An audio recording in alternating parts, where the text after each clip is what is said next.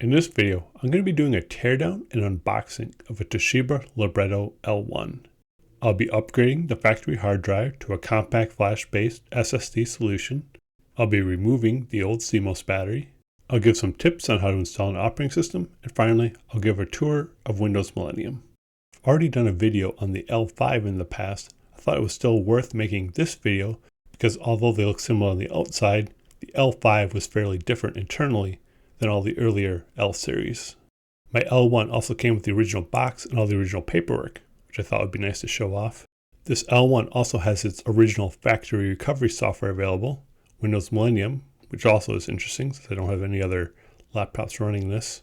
I ran into some issues recovering directly to the Libretto, so I'll show how I modified the ISO and installed it to another desktop first. Let me give a brief history and specs on the Libretto L1.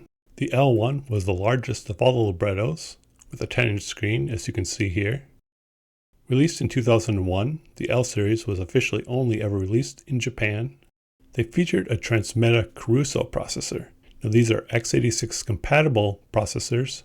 They use a virtual machine to emulate x86 instruction sets that could actually emulate any processor instruction set. So it's fully compatible with Intel. Its main strength is its lower power usage. However, it tended to underperform similarly clocked Intel processors.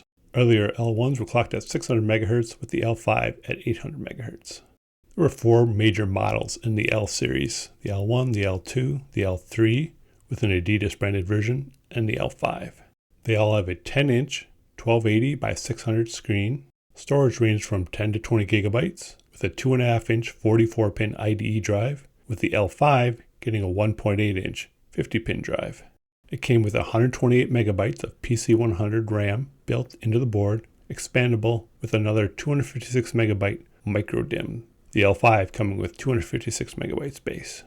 Earlier L1s used an S3 Savage video chipset, and the L5 got an ATI mobility chipset. The early L1s had the option of Windows Millennium Edition or Windows 2000, with the L5 only coming with Windows XP.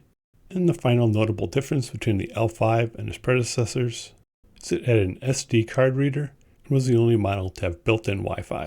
A quick recap on the I/O: you got a PCM CIA card slot, 3.5mm microphone, headphone jacks with also a built-in microphone, 3 USB 1.0 ports, a proprietary VGA out port, a 56K dial-up modem, and the L1 had a FireWire port, which was replaced with a 100 megabit Ethernet jack on future models.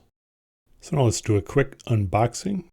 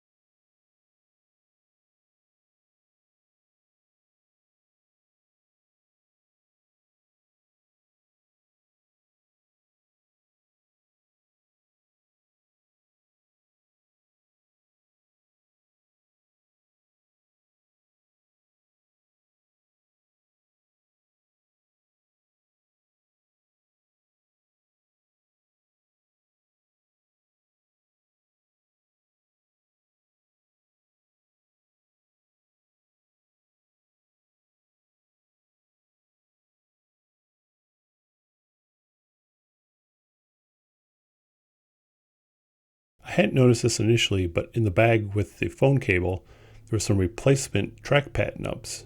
The original one was pretty grimy, so I'm going to replace it. It's kind of interesting the original owner didn't do this. I guess maybe they forgot they had them. I picked up a Sony Vaio that the trackpad was so bad that it was completely worn through, yet it came with a bag of 3 replacements that were never used.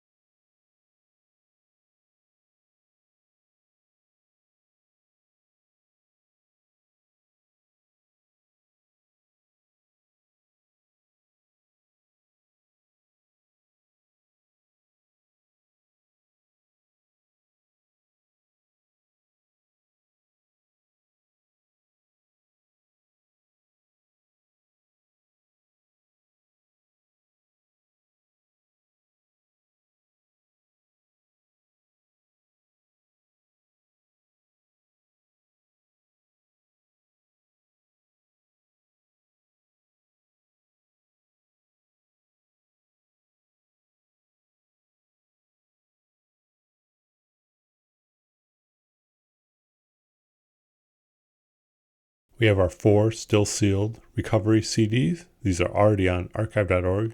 The first 2 are custom Toshiba ghost-based recovery, and the second 2 are application CDs.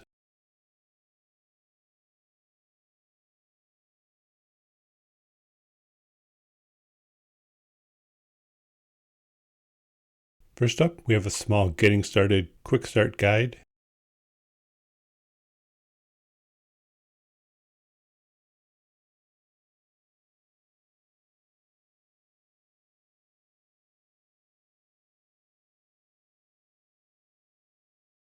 And next, the troubleshooting guide.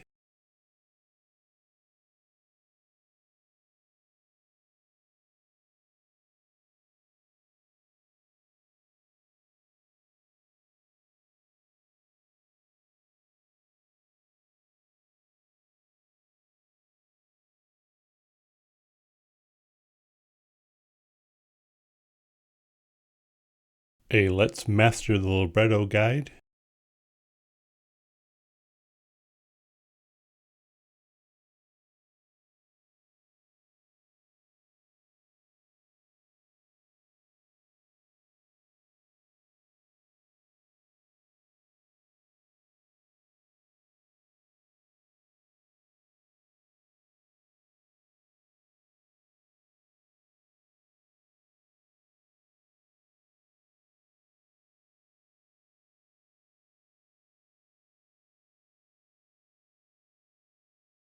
This little insert in the manual says for a limited time and a small fee that you could upgrade to Windows XP.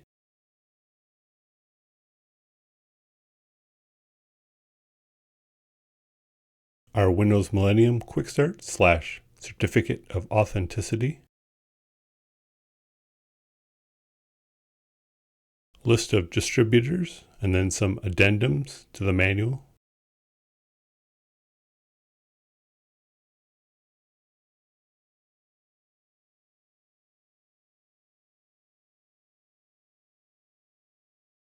Here's one of the more interesting things. It's a little catalog of Toshiba laptops and home electronics. We've got computers, phones, cameras, TVs, VCRs.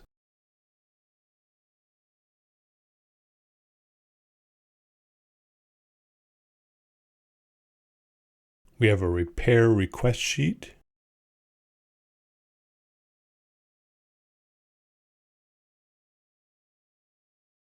A product registration card.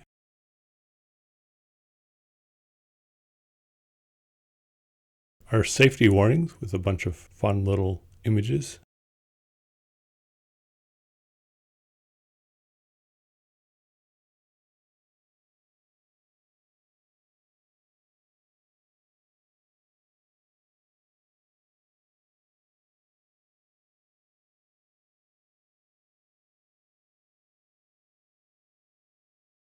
Some support information.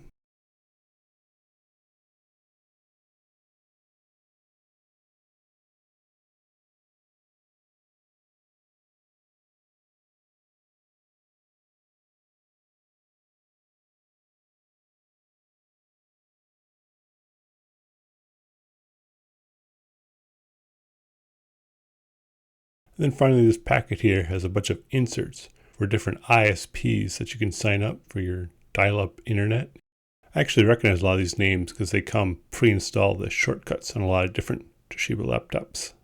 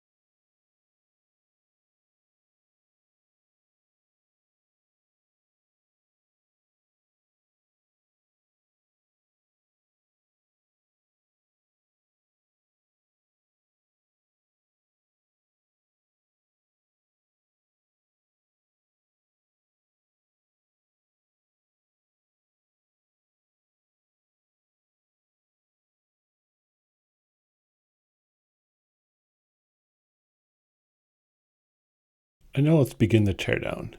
Now one thing that I noticed on my L1, in the bottom corner here, you can see a little hole. You can just kind of catch the glimpse of the screw underneath. A couple of the screws look like they were stripped, but unfortunately they weren't. So I think someone tried to put back a screw that was too long in that spot and poked through the top. Then I switched it back.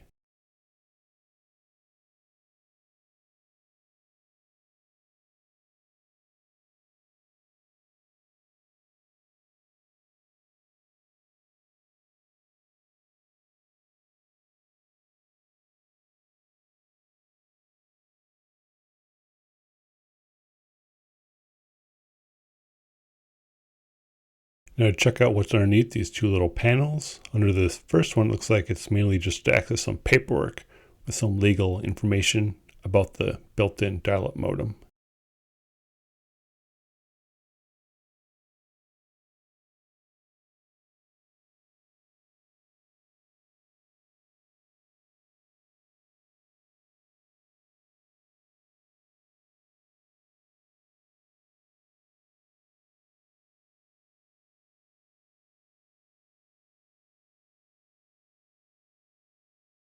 And under this door, we have our fairly rare micro DIMM. This takes up to a 256 megabyte upgrade. Now I reinstalled both these covers immediately, but I'd recommend leaving them off for now.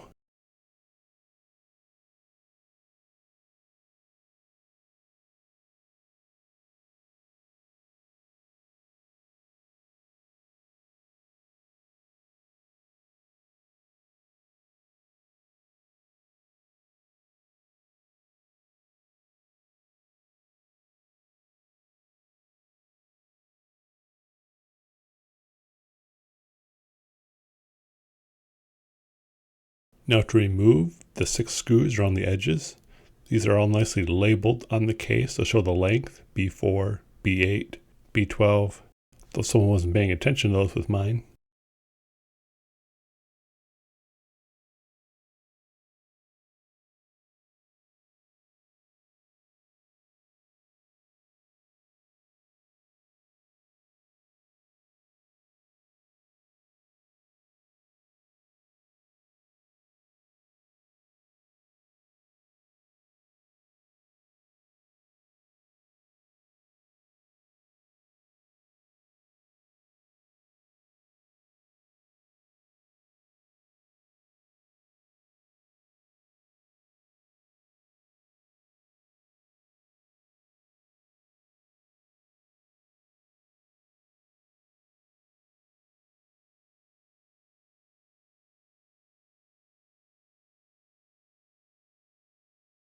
So next we need to remove the keyboard. We can get this off just by prying up on each side of the little plastic trim above the keyboard.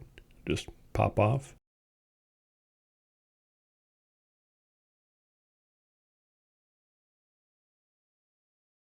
We slowly lift the keyboard, being careful of the ribbon cables underneath.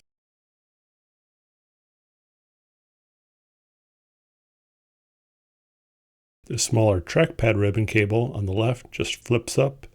Then the larger keyboard cable, you have to push the 2 clips towards the top of the machine.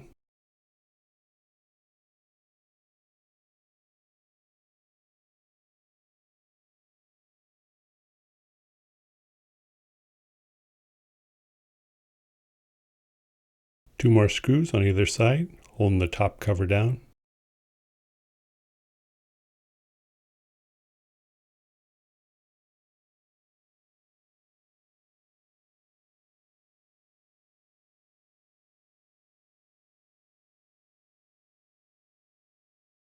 Then we need to gently slide out the display cable connecting the screen to the motherboard.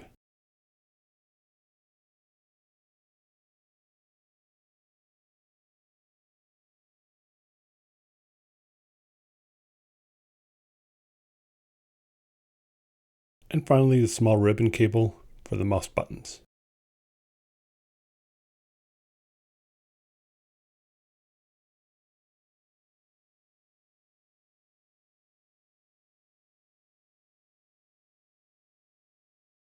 Gently pry around all the edges with a plastic spudger to release all the clips. I notice it's really stuck over on the left. I can't get the clip to release.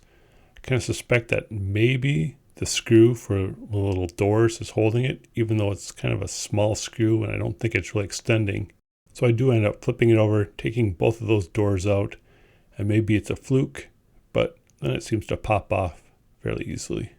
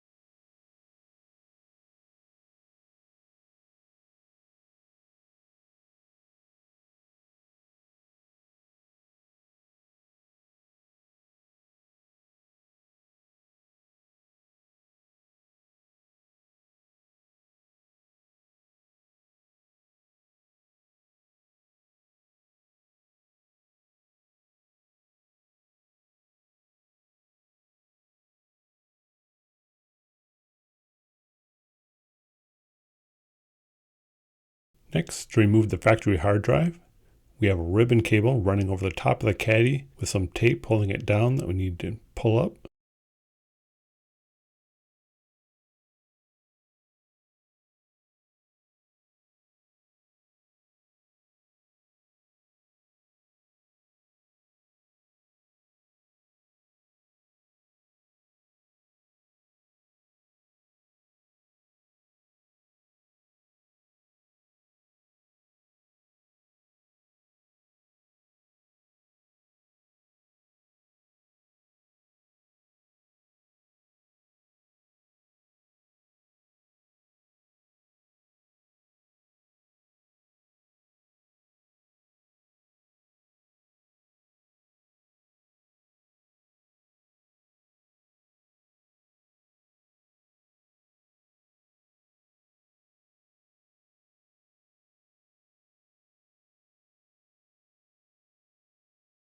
And we just have two screws at the front of the drive holding in the caddy.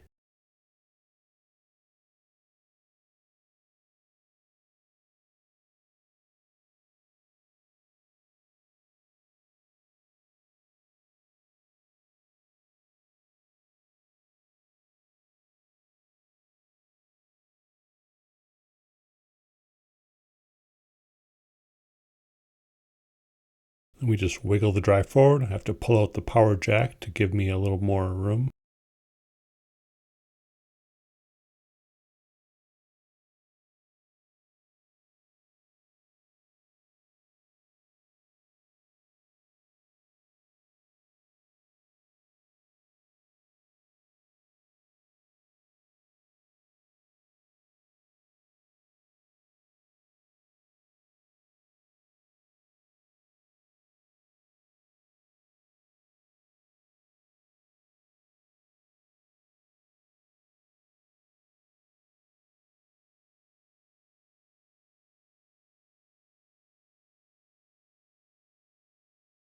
And I want to remove the CMOS battery to make sure it wasn't leaking and that it can never leak.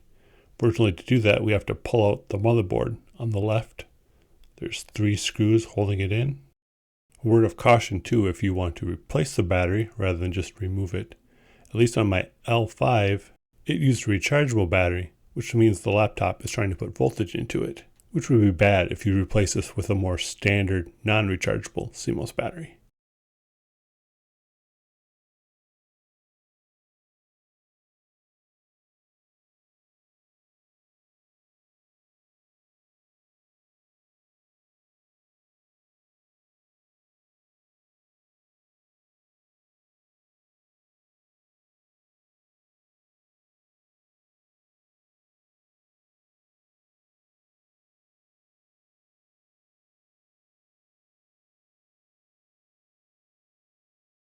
We then need to release this ribbon cable. The board on the right is going to stay, just the motherboard on the left is going to lift out.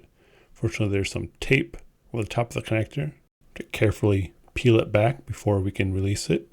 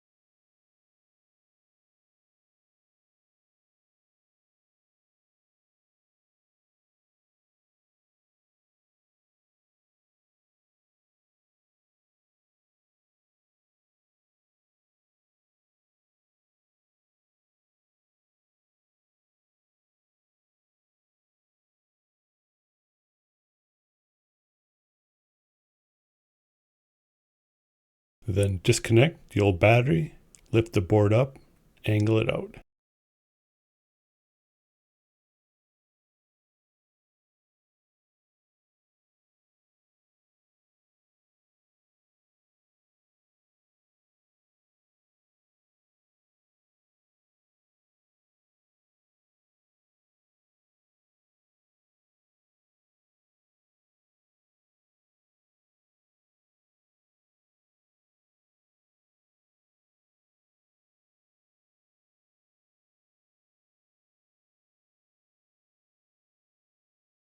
And now I can remove the old CMOS battery. Checking the connector, it looks like there's no signs of any corrosion.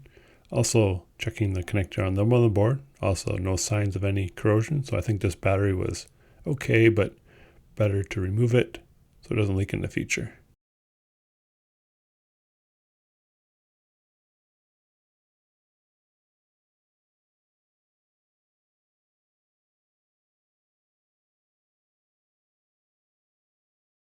And next up, to reinstall the motherboard with its ribbon cable and 3 screws.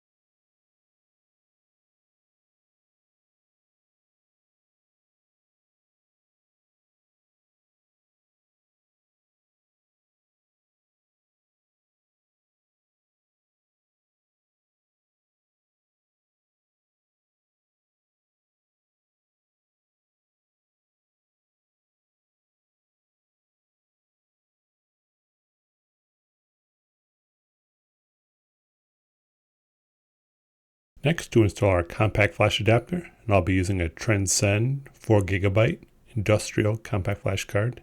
And as always, trimming off the extra long jumper pins off the back.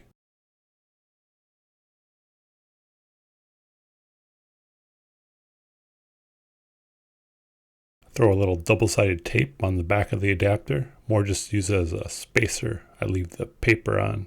The nice thing about where this drive is in the computer, in the future if you ever need to access the drive, which I had to do a lot when I was setting up my dual boot and my installation issues, you can just pop the plastic strip off the keyboard, tilt the keyboard up, you don't even have to disconnect it, and you have full access to the compact flash card to swap it in and out.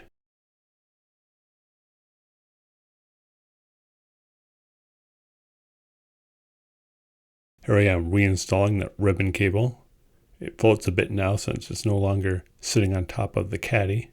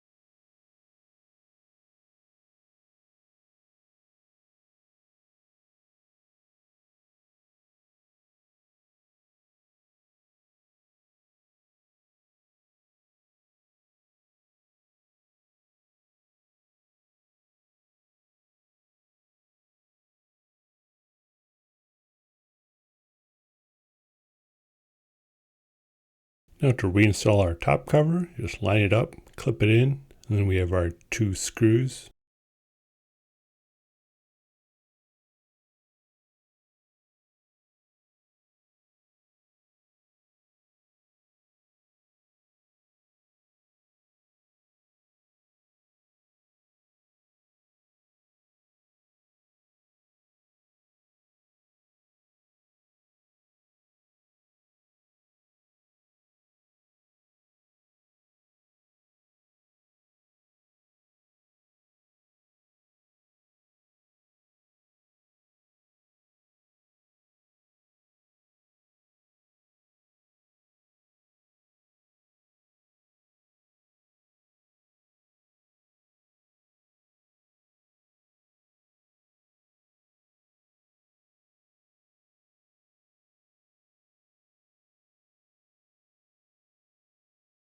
We reconnect our display cable and the ribbon cable for our mouse buttons.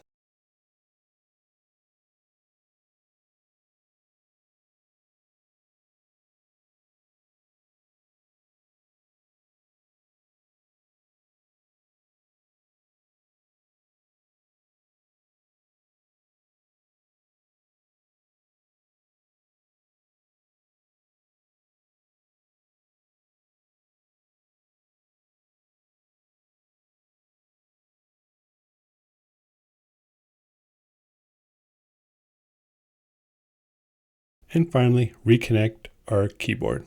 Put a little paper towel on the screen to make sure it doesn't scratch it.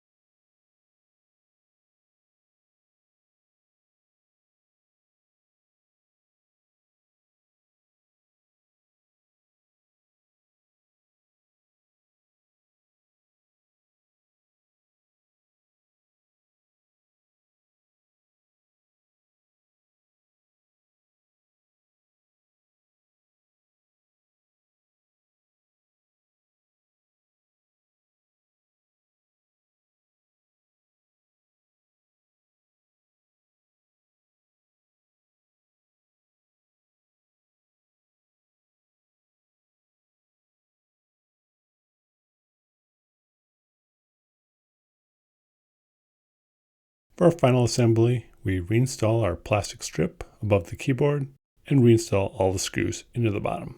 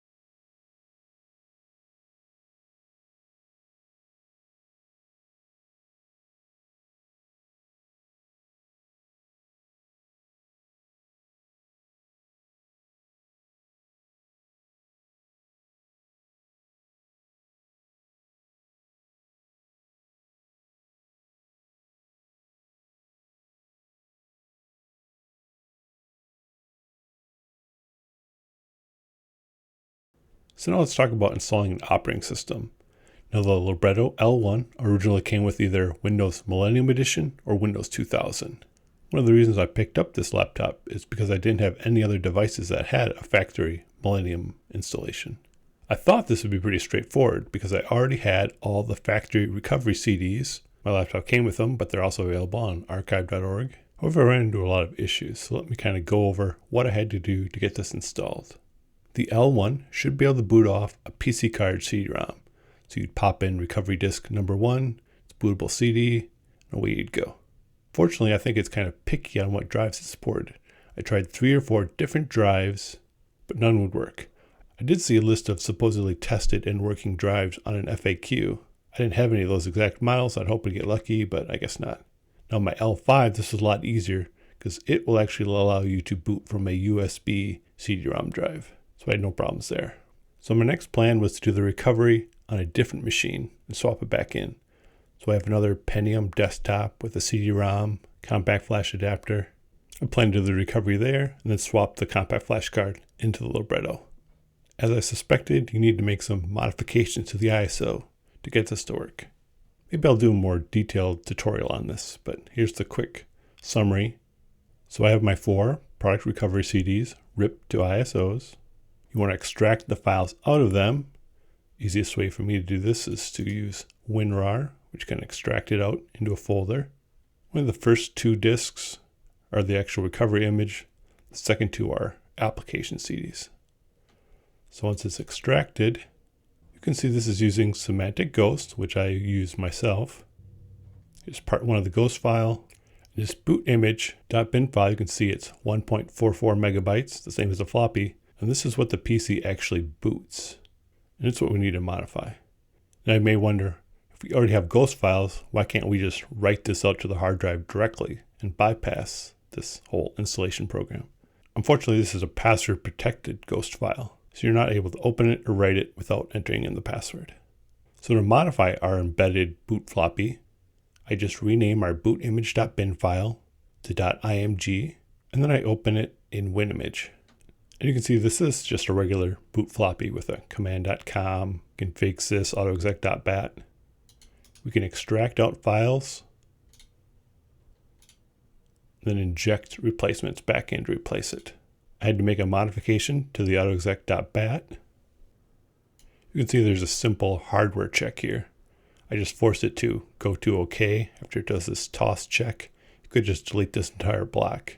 Otherwise, the recovery would fail right away, saying that you're not using a Toshiba computer.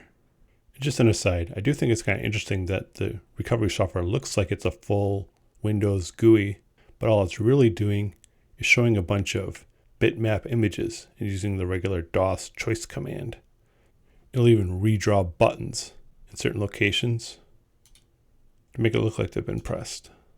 Then I modified the config.sys to use a standard OAK CD-ROM.sys, which is a pretty universal DOS CD-ROM driver, works for most brands. And then injected that file into the boot floppy. Normally just wanted to use this Toshiba CD-ROM driver. So then I saved the image, renamed it back, replaced this file, but I don't think that's enough to actually make it bootable. Maybe I'm wrong, but what I did was I then used image burn, create image file from folders. You point it to the folder where you extracted all those ISOs. Then you come to advanced, bootable disk, make it bootable, 1.4 floppy, and then point it to that bin file that you modified. Then write out the ISO and burn it to a disk. So with my modified ISO, I put it in my generic Pentium machine, booted it up, skipped the first model check, started up their wizard, reformatted the drive, but then failed out when it was actually starting to do the image.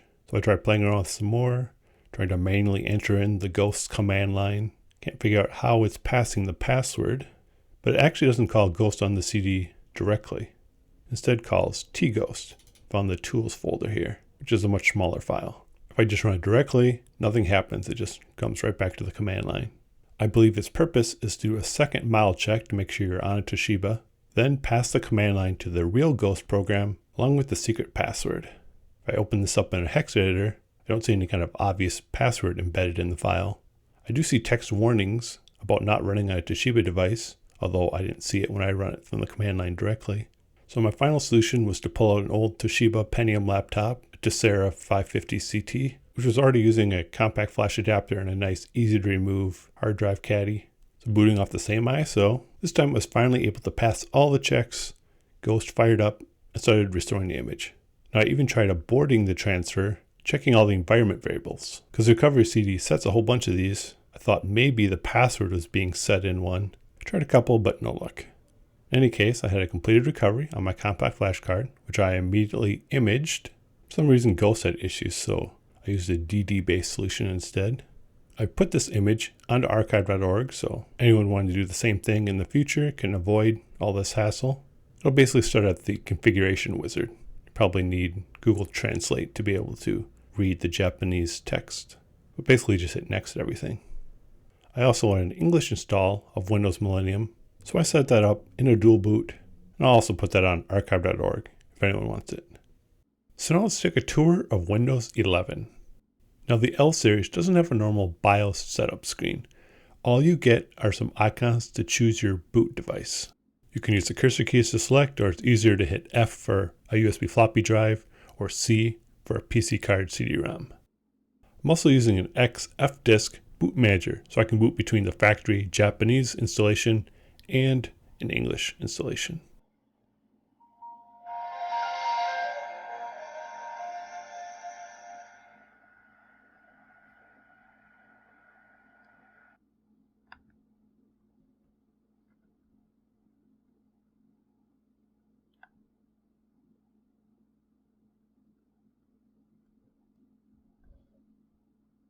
So most of the custom software can be found under the Libretto menu at the top, but most of it's also replicated under the Programs menu. This app has all the ISPs you can use. We saw a lot of this paperwork in the box.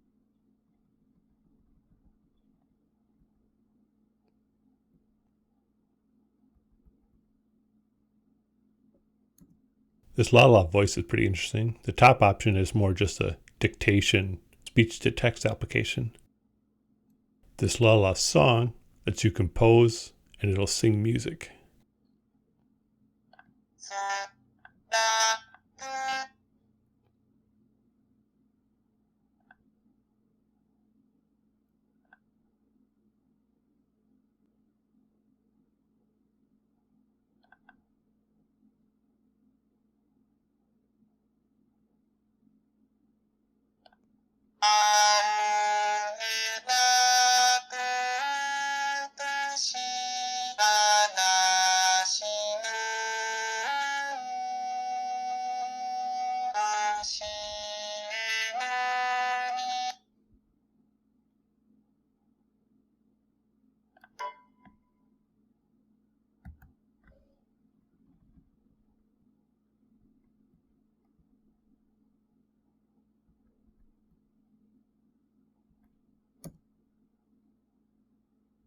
We have a couple of map utilities, an atlas with GPS capabilities.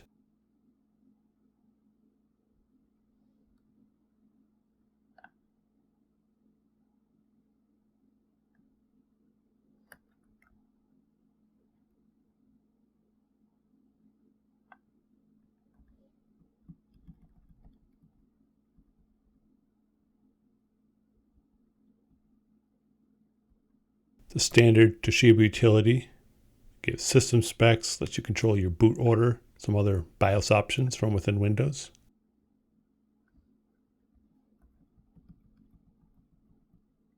This next one looks like a duplication of the control panel. I remember people doing things like this and calling it God mode. And finally, a power management utility.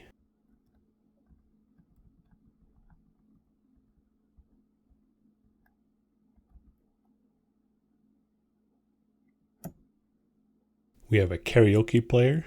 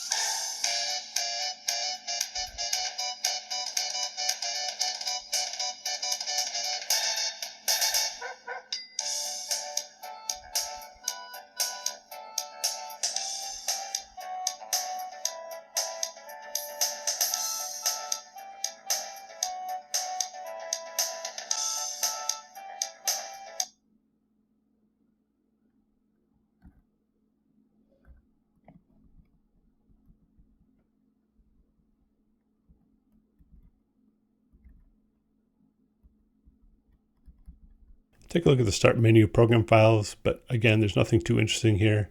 It's all the ISPs and pretty much a duplication of the things that are already in the Libretto menu.